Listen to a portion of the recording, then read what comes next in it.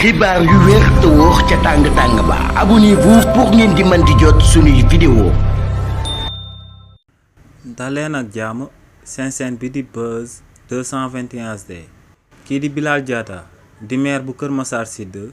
démb amaloon na akub conférence de presse daal di koy jëmale ci ay apéristes yi nga xam ne dañ ko daal di tuumal daal di wax que ne dafa ëmbal akub jigéen. si li ni mel kii di Bilal Diatta daal dinay fësal ñaari vidéo si yiñ ko tiiñalee li ni mel bi si jiitu ñoo ngi dégg apériste bi di wax que ne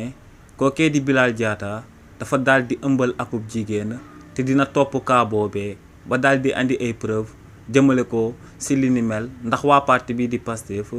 tàmbalee seen premier ministre bii di Ousmane Sonko ak ñëpp ñu nekk ci parti boobee mënuñoo téye seeni tubéy ci ñaareelu vidéo bi kookee daal dinay fësal que ne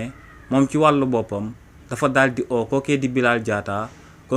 Diatta daal di koy jox 400 000 daal di koy wax que ne information boobee bu mu ko daal di tas waaye tamit dina daal di nangu paternité bi jëmale ko ci jigéen bu mu ëmbal ginnaaw bu accouché ba noppi.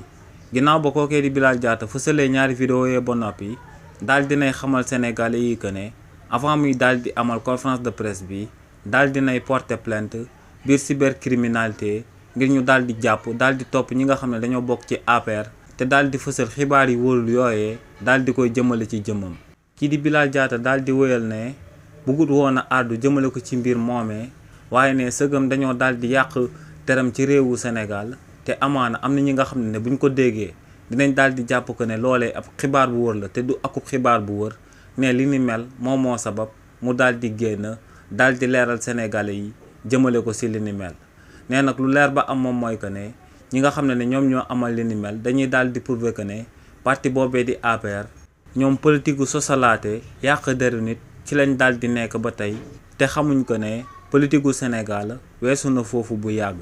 xibaar yu wér te wóor ca tàng ba abonnez-vous pour ngeen di mën di jot suñuy vidéo.